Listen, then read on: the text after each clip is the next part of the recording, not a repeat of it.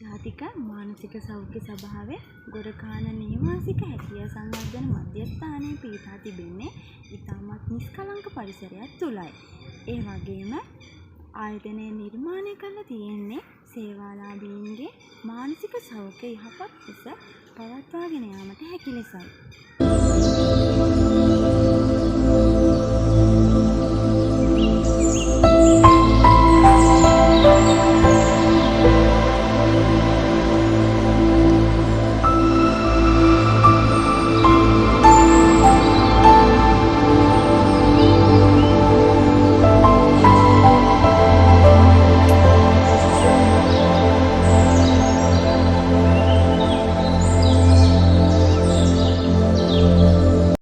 මම නිතරම මෙතෙන්ට ඇවිල්ලා මාළු දිහා බලාගෙන ඉන්නවා.